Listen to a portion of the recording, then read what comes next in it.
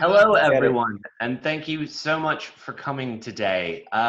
This panel, in this section, we're going to talk a little bit about the challenges around taking an independent indie Chinese artist and basically going international with them. So we've got a wonderful group of panelists. Thank you, everyone, for joining us today. My name's Patrick. I'm from Music Ally. For those that don't know us, we are a news organization. As of last year, we started publishing in Chinese with our partners Kanzhen Music.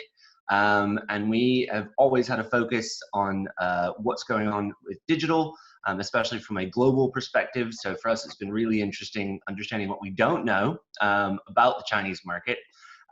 Always the idea was here to share learning and understanding, but we've got some great panelists as well here joining us today. I'll let everyone introduce themselves in just a second. But yeah, we just wanted to start with sort of saying who we are and what our organizations do. And then we'll move forward to talk a little bit about what experience we've had, if any, and then basically just have the discussion about what some of the challenges are that we've seen either in a big sense or in a small sense that face a Chinese independent artist looking to reach a much more international market. I'll go by my sheet. So Shen, do you want to start and tell us a little bit more about Round Music? Yeah, sure, thanks. And my name is Shen, and I'm mainly a mixing and mastering engineer, and I'm also the founder of this indie label called Round Music. We're based in Beijing, and we're dedicated to releasing electronic music coming out of China.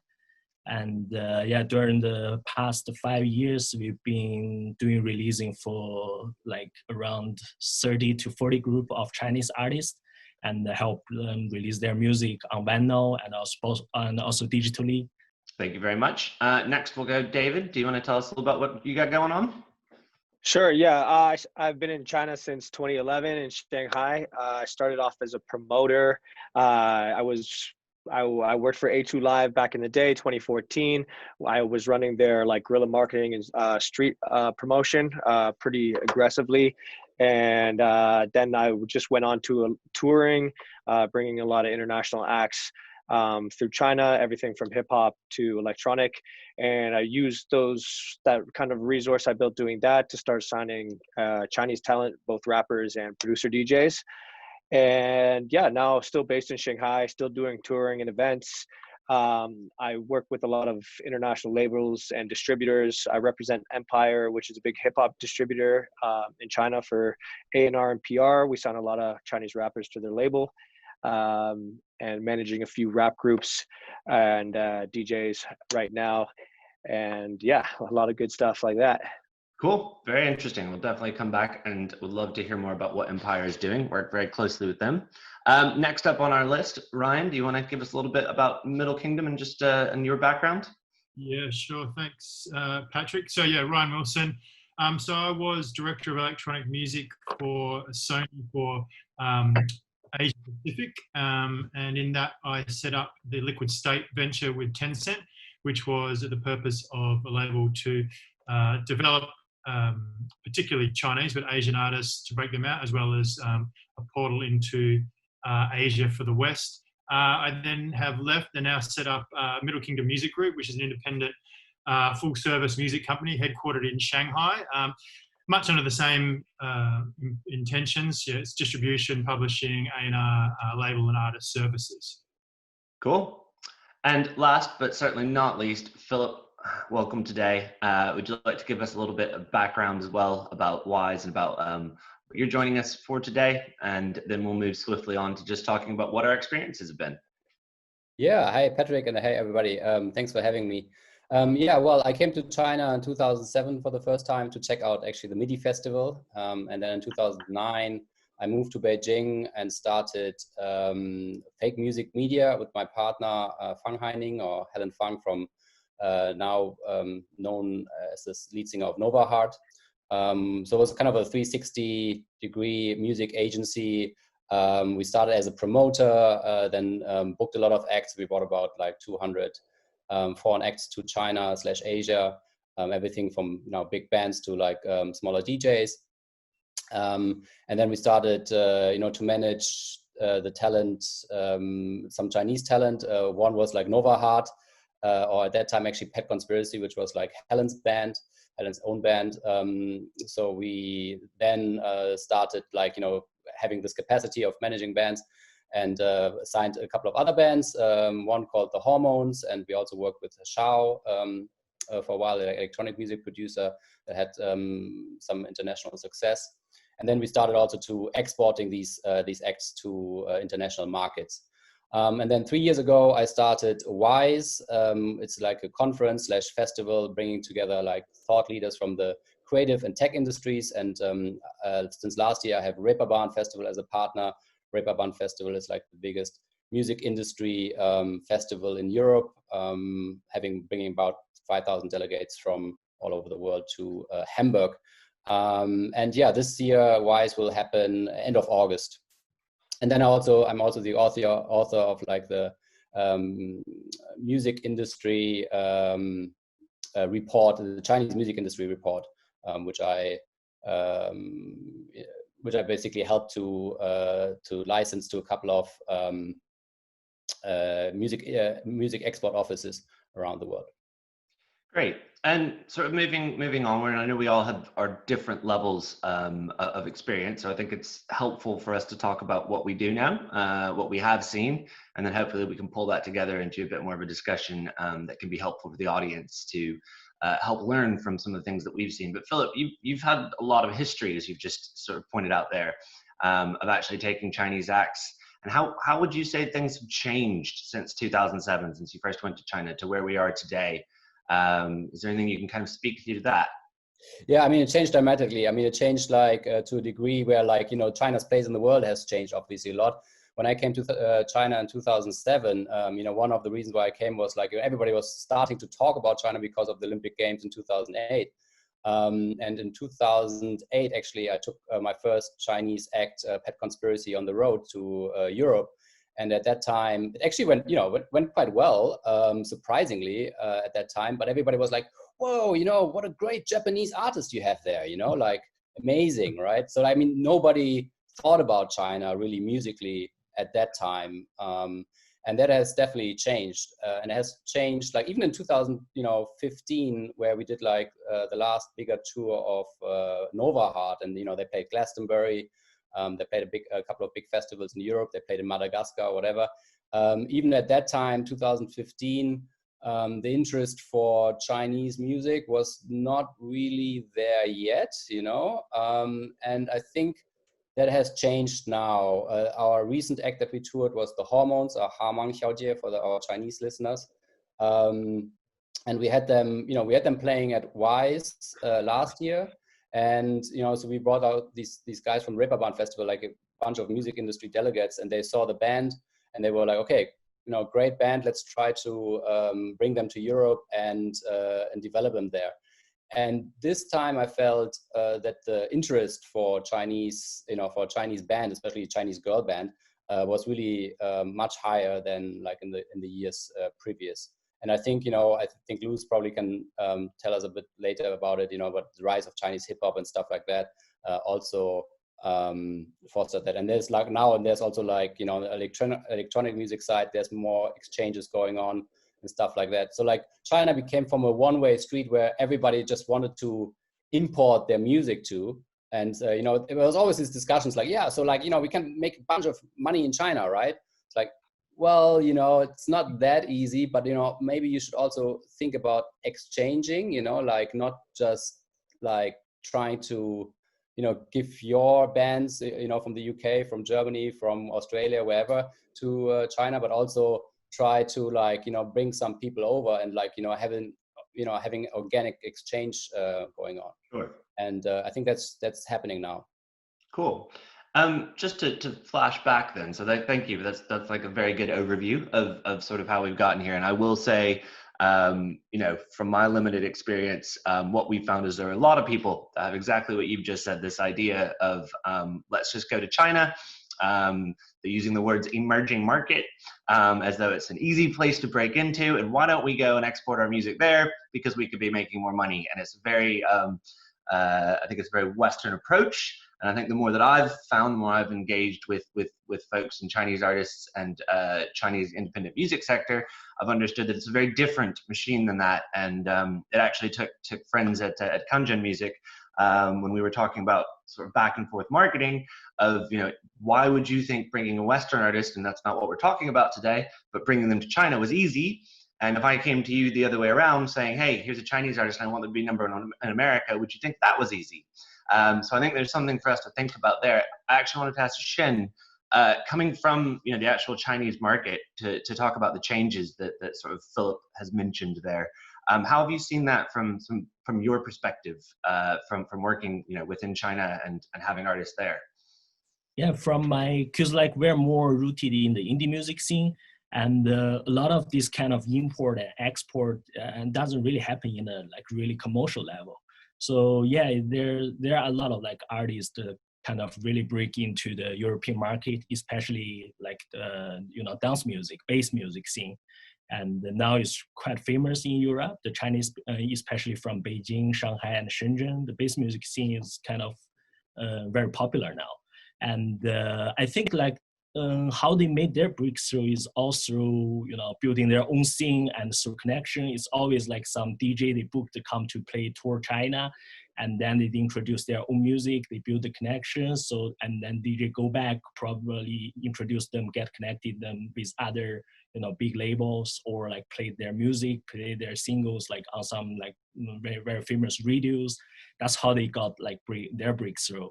So in the indie music scene, there's one example I can give you. There's a friend of mine called Radix, and he at the beginning of the year he released like a single in Hospital record, and he is like the first Chinese artist who ever can release in such like big name drum and bass label. And that's because like there are not too many people actually producing drum and bass music actually in China.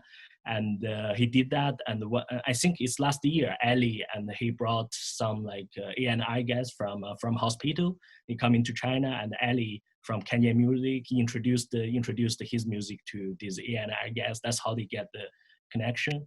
So I think like in the indie music scene, it's always very interesting. You're just doing what you're really good at, and once you get the connection, once you build the relationship, and you can get your music and get your name kind of like exported there. That's cool. That's my experience. Very cool. So it's not happening like in a commercial level. It's like having a big showcase festival, and suddenly like these artists being exposed to a lot of like music industry delegates. It's not quite like that. So that, I mean, to me that sounds not too different than a lot of markets that we approach. The idea of collaboration that you've put there, this idea of people coming internationally and actually working together. David, just from what your kind of current experience is, did you want to expound on any of that? Anything there that you can kind of speak to take that a little further to what you're doing today?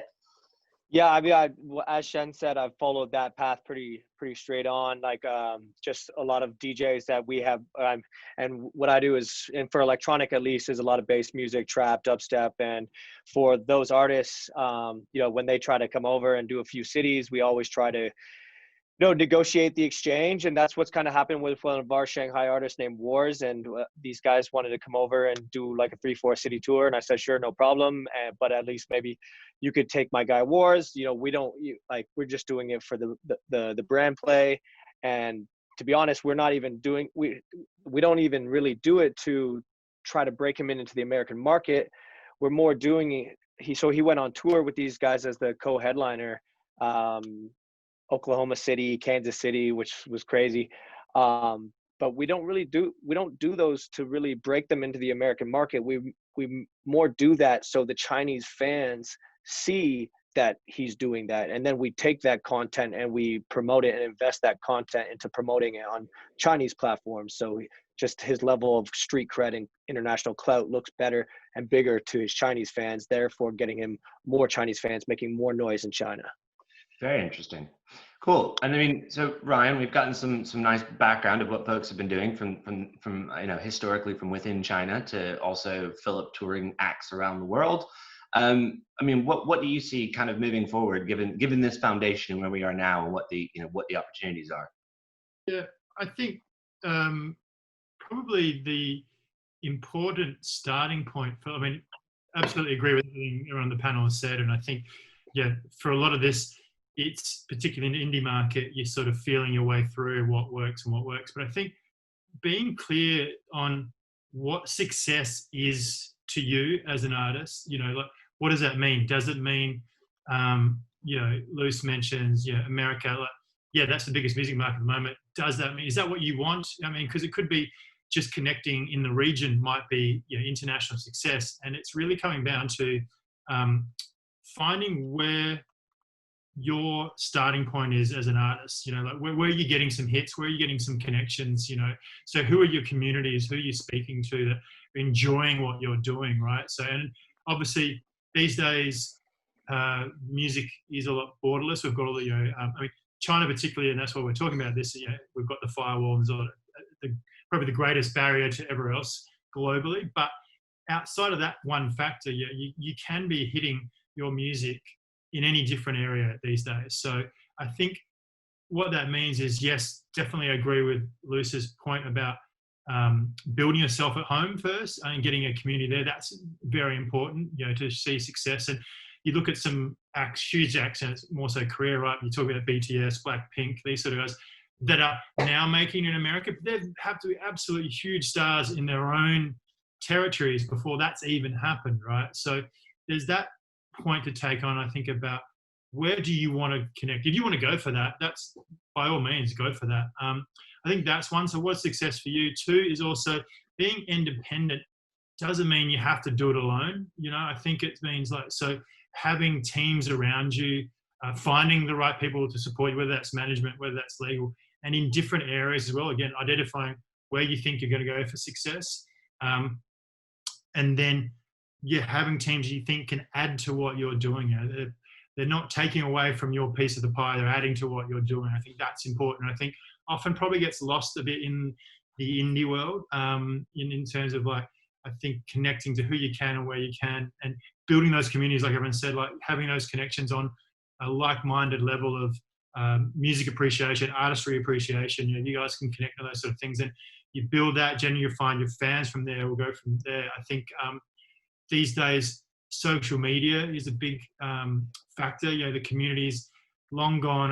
You know, the gatekeepers of radio and people making a lot of decisions. I think now your fans again can pop up from anywhere. So you can use your social media wherever it is. If it's, you know, your WeChat fan base, your NetEase communities, all that sort of stuff. But then outside of that as well, if you wanted to go regionally, then recognize that there are platforms like your Facebooks, like your Western, I guess, social apps that are there that you would need to be set up and fundamental just to start people finding out about you, because it's really just about finding out about you. There's sort of, I guess, for now, some of the things I'm thinking as an artist, if you're looking to get success, be looking at.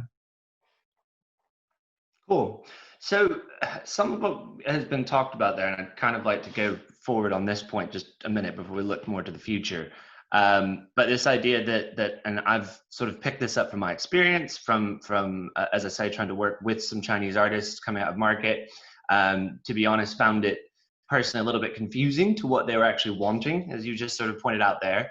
But I think that there's something very interesting, and is that still the mindset I'd like to ask the panel? This idea that what happens outside of China, this idea of touring these places in America and having these partnerships, is the appetite just to build what's going on at home? And is that really still the mentality, or do we see a shift where people actually understand and would want more presence outside of their home market? Because I do agree, it's very important to make sure that you get that first, and this idea of being huge somewhere else, I think is a weird one when you don't have the hometown support. But does anyone feel like that's changing at all? Like people are actually seeing these other markets as an opportunity, or are they still just very much something to kind of resonate off of what's going on in China? I think there's a little bit of, I mean, I had a panel at WISE and we were discussing that actually, and one person said basically, if you're a Chinese artist wanting to go abroad, right, in 95% of the cases, it's not because of the money, right? Because the money for a Chinese artist is in China, and like, you know, and it can be really, really, really, really huge money, right? Most of the time, a Chinese artist goes abroad to either have the experience, have that kind of street cred, and get like yeah, a little bit, this kind of international thing going for them, like that can be used for the Chinese market, but also feeling good about himself or herself, like, okay, I can also do some stuff internationally. I think that's 95% of the cases. Okay. Anyone else to that point? Yeah, I think there's a pretty good case study with Chase, who is obviously one of the most like credited and notable electronic music producers in China right now. And he was signed to Barong label back in the day through Yellow Claw. And they're basically, their whole strategy was, as soon as they signed him, they basically took him out of China for months. I remember when all that was happening, they took him out for like, I think he was gone for like three to 6 months. And that's when they started getting him shows around Europe. They started doing music video collabs, and they really just like, and which I don't think built him so much in the European market or in the international market, but it was just all the Chinese fans seeing this and kind of being amazed that this was really like one of the first kind of like young producers to come out of China and just be like overseas. And then when he came back, and it just kind of like the strategy just worked. He kind of just like became like a very credited producer, and the fan base just built up like very quickly. And I think that was a good strategy, and it's a good case study that I tell to a lot of clients. Cool. Anyone else on that before I go into some other bits just about presence outside of China? I think, also what Luce said, I think it is, really good for a Chinese artist to go abroad. It just also for his own artistic kind of vision. I think it's good to see for a Chinese artist what's going on outside of China, because, China is so different from the rest of the world. And I saw like also a lot of artists that we work with, plus other artists that we don't work with, and that also had like this experience of going abroad, really mature, also artistically, by going abroad. I think that really, that really makes you just better. So what I mean, can you speak to what sort of happens? And I suppose maybe I'm trying to engineer this in the sense that I still think that there's a lot of opportunity, and it does sound like a lot of people have approached the markets outside of China, as you've just sort of showcased here, to very much up their profile. You just said, an artist going away for 3 to 6 months.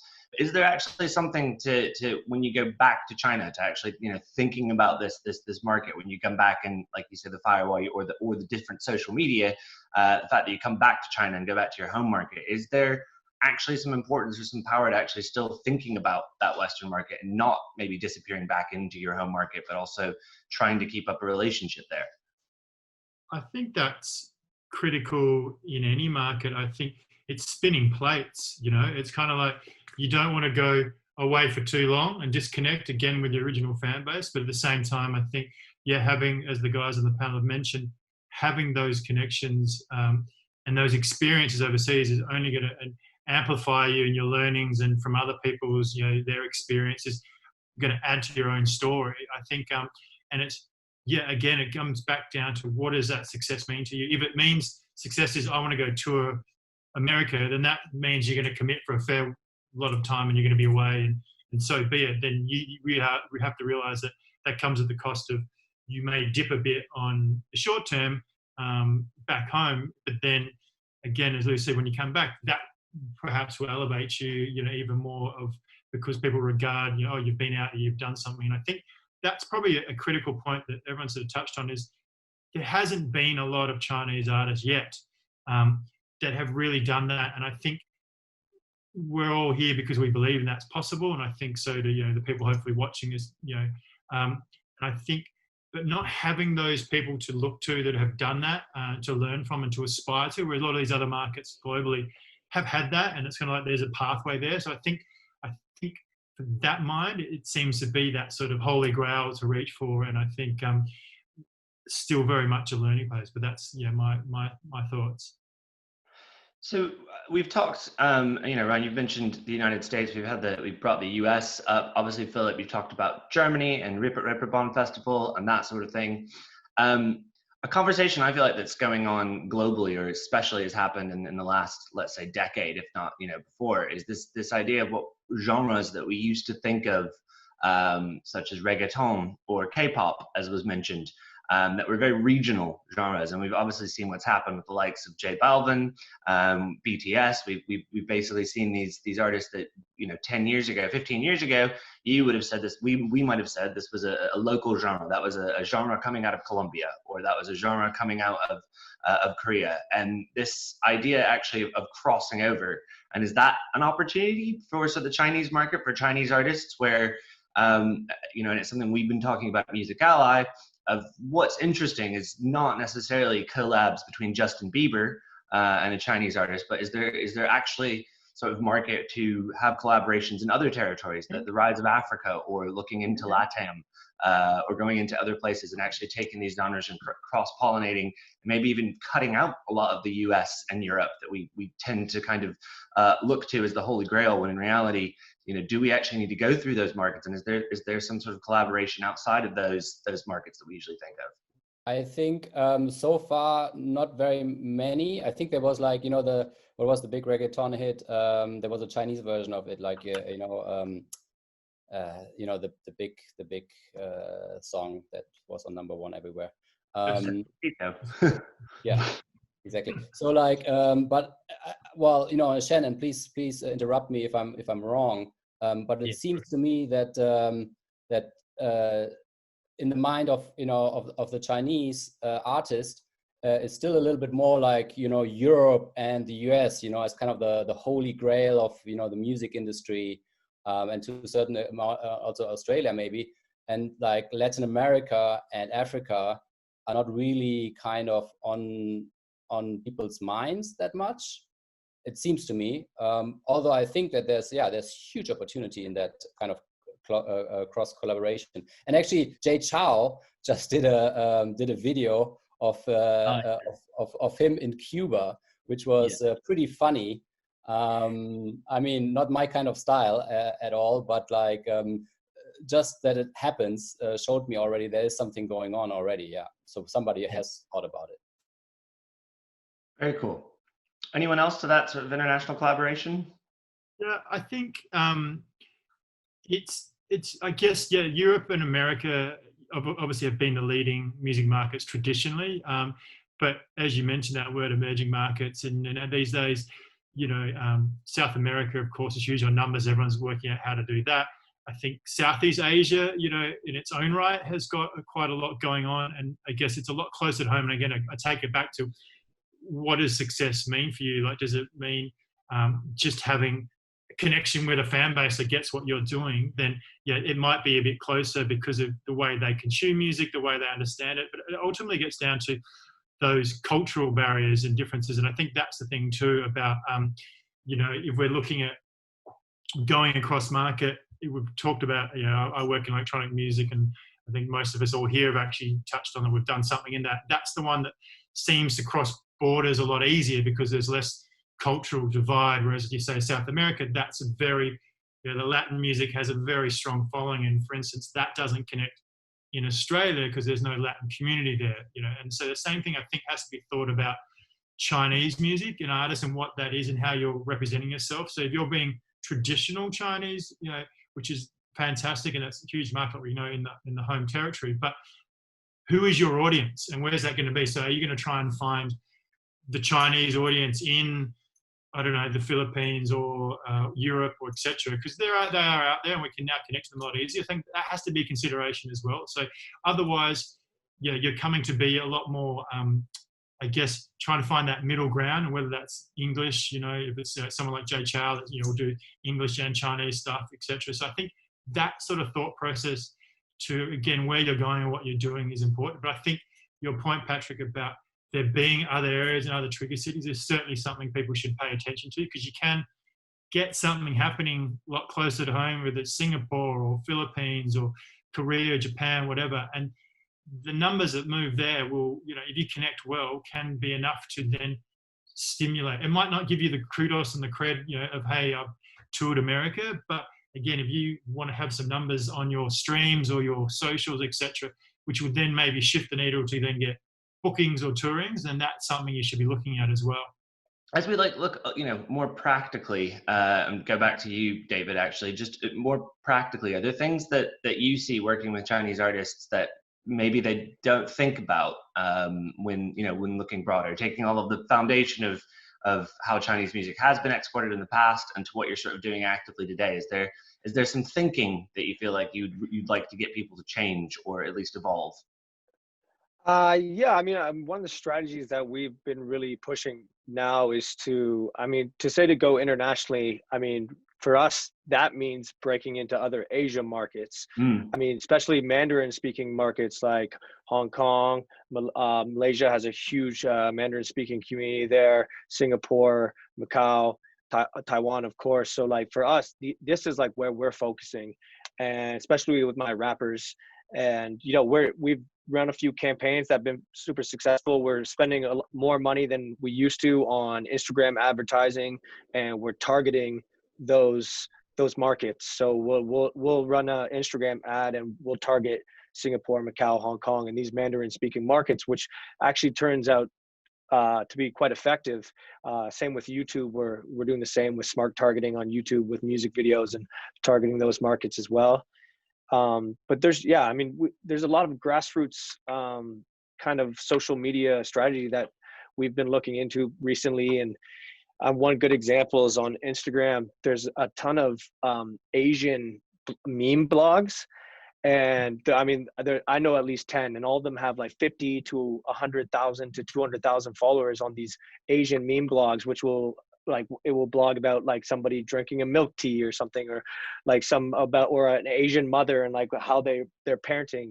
But we know that these blogs have like 100%, like at least 90% of their following is Asian. So, and we can assume that, at least, 30 to 40% are probably of Chinese descent or Chinese background, whether they're based in, Asia or even America. And we've been using these blogs to basically amplify our content. And we'll take one of our rap songs and we'll make like a really cringy meme, and we'll pay one of these blogs $20 to post about it. And we end up getting, 50 to 100 followers like every time we do that, which, on Instagram, it's super hard to build up a Chinese artist Instagram following, but this has seemed to be a pretty good strategy for us. So I think that was really, just to go more into what you said there, of actually focusing on Southeast Asia, where, as you said, proximity-wise, a little bit closer, time zone easier to work with. Because I do feel like a lot of times, and we see this, I will say with artists both out of China, Japan that we've worked with, that very much tend to sort of look across Southeast Asia toward Europe and toward North America. When we look at the numbers, there's actually there's heat there. There's actually activity going on in these countries that are much closer. So I like the fact that you've kind of spoken to that, and what, especially this idea, and if you could just kind of expound upon it for myself as well. I was at a conference with one of the big three major labels at the end of last year, actually in Korea, and speaking to some of the people on the ground there. They were saying that dealing with this major label, there was this idea of, why aren't you spending your Instagram budget? And there was this constant thing in the Chinese market of, we literally can't, as in, this is not a platform. But what can you do, and how do you manage these platforms that, of course, aren't relevant within China themselves, but obviously need to be focused on for, let's say, rest of the world, or most of the rest of the world that are on Instagram, for instance. Is there anything you can kind of speak to that? I mean, that's sort of a two-pronged question, but managing social media from within China, and then also just, looking much closer to home and not trying to take the big flight. Yeah, for sure. I mean, first of all, like, none of my artists manage their own Instagram, so we do that for them. But we basically are just like copying a lot of their content from their Weibo, and maybe just like, switching it up a little bit to make it a little bit more internationally appealing. But yeah, we just kind of try to just do the research on Instagram and find out, where are the, Mandarin speaking or at least Asian eyeballs. And we do that through influencers. One of my one of my acts is like a pretty hardcore like screamo emo rap group, and we'll look for girls in Taiwan or in Southeast Asia that are covered up in tattoos and post a lot of emo stuff, and we'll basically pay them to do Instagram stories with the swipe up and of them just like putting on makeup or like dancing to the song. And this has been a pretty cool strategy, and we've been getting a lot of like new engagement and not a lot of new fans from countries outside of China from this strategy. Anyone else to those points? And Shen, I think we've got you back. Well, we've had a few different ones, but yeah, just anything else from your experience that you would love to communicate to independent Chinese artists or music business professionals from where you sit. Things that you would say definitely don't do this, please don't do this, or definitely do this. Things that you've found from your experience that you'd like to communicate to the audience.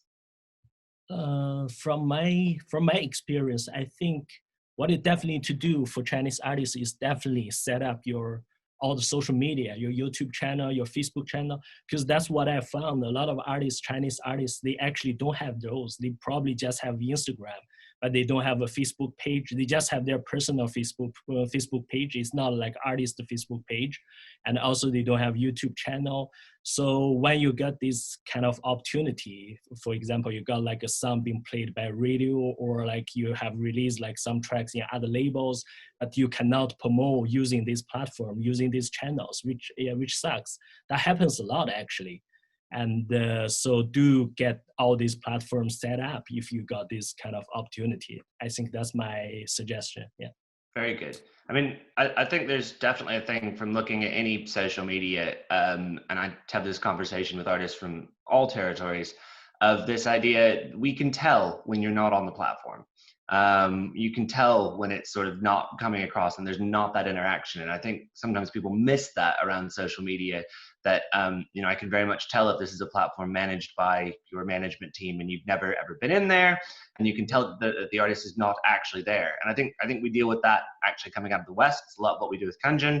We'll send an artist over and they'll go do a report of what their fan base is like on NetEase, like what they're actually doing across different platforms, what their Weibo is like. And you'll find these Western artists that have no idea. And I think Chinese artists are doing the same thing, where when you go there, there's a conversation going on, but the artist is literally not present. So I think that's very important, very powerful. Any other pieces from the rest of the panel in that sort of context of please do this, or where to be on social media? Yeah, I'd take it. I mean, not just even social media, but I think my thing is for any artist, it depends what level you're at and where you're sort of in your pathway, but to have a clear vision, an idea, like, I mean, we're talking again about ultimately breaking internationally, but know what that means, because going to Europe or to America or wherever it is, it isn't just a case of rocking up and going, okay, I'm going to make some connections and get some gigs and do it from there. So, because you can very easily get over there and it'd be a great experience, but blow your money, blow your budgets, and realize you haven't really gotten much further than just arriving here and some experience. So I think, a lot of people can get lost in that idea of where they're going. And so having that idea, again, back to what does success look like for you? What do you want to do? What is your next step to achieve? Is it to get X amount of followers on social? Okay, and then get that awareness around that. Is it to get a bit of a live tour base happening? Then build that network. So I think breaking it down into that sort of vision, and also realize that this is a build, not break process. So it's sort of like it will take time, and you'll be connecting the dots from different parts and different areas to find your path and to really build a story around you. And that's what anyone's really looking for, because there's so much music going out these days, across all platforms. So to connect and break through on that, whether it's with a Spotify editor or a potential booker or something like that.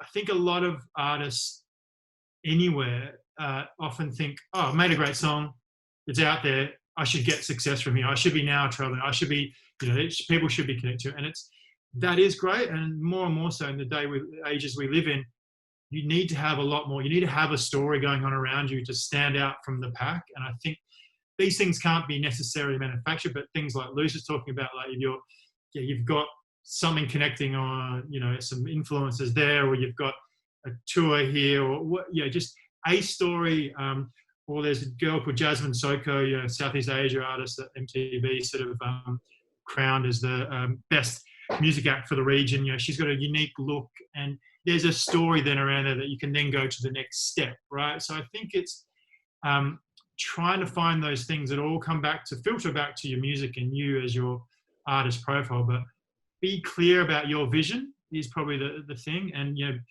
remember, you're going to build, not break, unless of course it's like a viral TikTok sensation.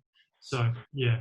Cool. David, I know that you've got to leave us here in just a minute, and we're just about at time. So did you want to give any final closing remarks or thoughts on everything we've discussed here, which I think has been really useful, hopefully?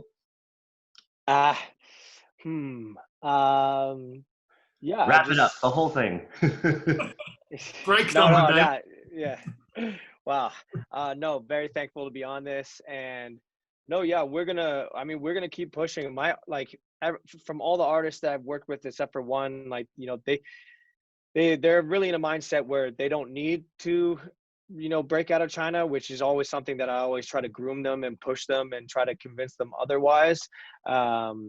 Which is why it's always a headache with me when I'm trying to convince them when we have a marketing budget to at least take 10 or 20% of that and invest it into YouTube or Instagram ads and whatnot. So I think this is really still an issue that a lot of probably management or teams will face these days. But I think as more case studies come out, and as the Chinese music industry influence just continues to grow worldwide, I think that this problem will slowly be a thing of the past. And I'm really excited for the future, especially for the Chinese market. And Chinese hip hop is exploding, and we're already seeing independent Chinese rappers do tours all over America, and I think it's just a really exciting time. And that's how I'm wrapping it up. Cool. Thank you very much. Anyone else? Any final comments on this? I think we've had some great topics today. Shen, Philip, either one of you, or we can wrap up. I feel like some of the main things that we've taken away, just to try and tie a little bow around all of this. I love the fact that we talked about relationships from early on. That those seem very important, whether those relationships within territory or outside of territory. And actually building those, not thinking there's some place to shoot for. I really thank you, Ryan, very much for pointing out objectives of what does success look like for you. What is it that the artist is actually trying to achieve? And hopefully this will set the tone and some thinking. And the next time we're doing this panel, we'll be talking about a massive success of somebody taking some of these principles, because it does feel like the world is ripe for more Chinese music to be coming out. The world's eyes are on China and vice versa. So thank you very much, everyone, today. Appreciate you coming. Go right ahead, Ryan. Go. I will say this, I think, for the viewers as well, to remember as well, just if it doesn't happen the first time, keep at it, don't give up. I think it's important to just keep plugging away and finding. Don't get put off by, if you haven't hit that mark yet, just keep at it. That's the most important, because we will get there, you will get there, and I think we will see Chinese influence happening more and more globally. And thank you for everyone on the panel. It's been great to see everyone again, and some great work happening. Thank you, Patrick. Great. Thank you all very much. Have a great rest of the day. Everyone have a great rest of the conference, and we will speak to you soon. Thank you. Bye-bye. Bye-bye. Bye. Take care. Thanks, guys. Hello，大家好，我是宽嫂胡文忠，我是2020上海国际独立音乐季推荐官。I'm 陈梦月，我来自江苏苏州，我是2020上海国际独立音乐季推荐官。我是朱静熙，我是2020上海国际独立音乐季推荐官。我是辛巴，我是2020年上海国际独立音乐季的推荐官。我是国乐行者方锦龙，我是2020上海国际独立音乐季的推荐官。我是方颂婷，金丝木兰，马子木，周瑜 Weirdly Navalny， 5XM2， Nardes， Ruth Oliver， Codaline， Andreas Bernitz， 我来自中国香港、新加坡、湖南 Ireland， Italy， Korea， US， Denmark， 四川 Steve Rocks， Faith Kivo， 大门砥柱，布里古尔高子。 Listen to the world's music， Shanghai International Independent Music Season。欢迎与我一起支持独立音乐。我在上海国际独立音乐季，我在上海国际独立音乐季，上海国际独立音乐季，我在上海国际独立音乐季，我在上海国际独立音乐季。欢迎与我一起来支持独立音乐，支持原创音乐，尊重独立音乐。从我做起，保护音乐版权。我们将在这里看见全球独立音乐行业新观点，看见当下全球新锐的独立音乐人。欢迎大家与我一起推动独立音乐的发展壮大，看见独立音乐的更多可能。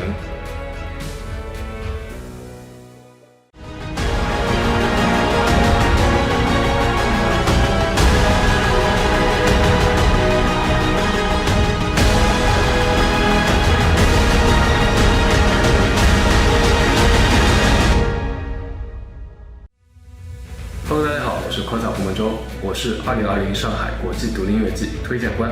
I'm 强东月，我来自江苏苏州，我是2020上海国际独立音乐季推荐官。我是朱静熙，我是2020上海国际独立音乐季推荐官。我是辛巴，我是2020年上海国际独立音乐季的推荐官。我是国乐行者方锦龙，我是2020上海国际独立音乐季的推荐官。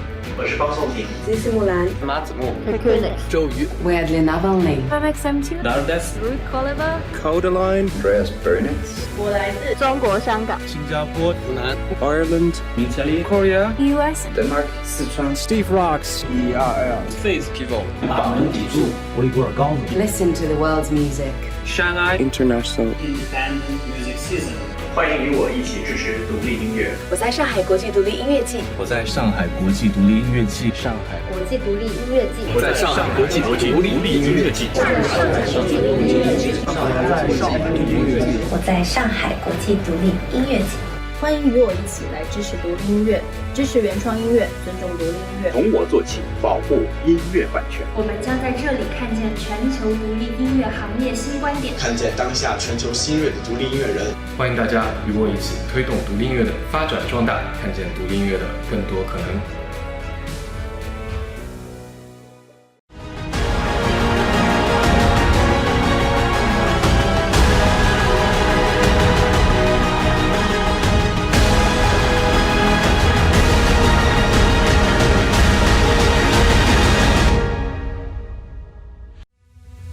Hello， 大家好，我是科草胡梦舟，我是2020上海国际独立音乐季推荐官。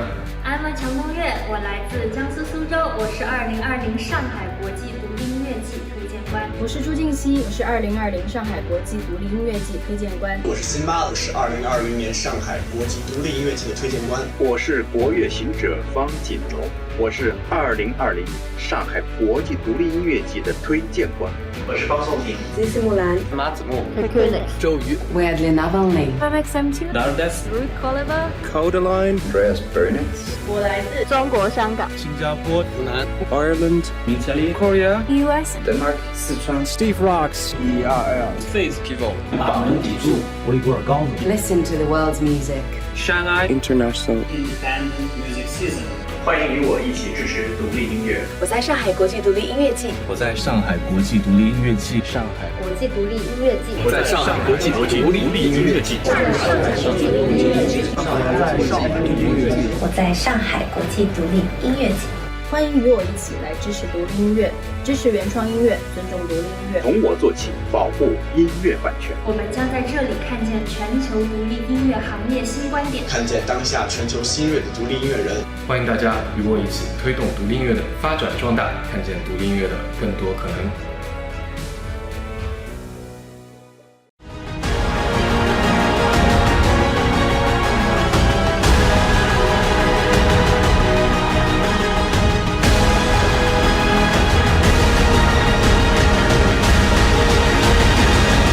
大家好，我是科草胡梦舟，我是2020上海国际独立音乐季推荐官。I'm 强东月，我来自江苏苏州，我是2020上海国际独立音乐季推荐官。我是朱静熙，我是2020上海国际独立音乐季推荐官。我是辛巴，我是2020年上海国际独立音乐季的推荐官。我是国乐行者方锦龙，我是2020上海国际独立音乐季的推荐官。我是方颂婷，这是木兰，马子木，周瑜 Weirdly Navalny, Nardes Codeline Andreas Bernitz， 我来自中国香港、新加坡、湖南、Ireland Italy Korea US Denmark 四川 Steve Rocks ERL Faith Kivo 大门砥柱维吾尔高子 listen to the world's music. Shanghai International Independent Music Season，欢迎与我一起支持独立音乐。我在上海国际独立音乐季。我在上海国际独立音乐季。上海国际独立音乐季。我在上海国际独立音乐季。我在上海国际独立音乐季。欢迎与我一起来支持独立音乐，支持原创音乐，尊重独立音乐。从我做起，保护音乐版权。我们将在这里看见全球独立音乐行业新观点，看见当下全球新锐的独立音乐人。欢迎大家与我一起推动独立音乐的发展壮大，看见独立音乐的更多可能。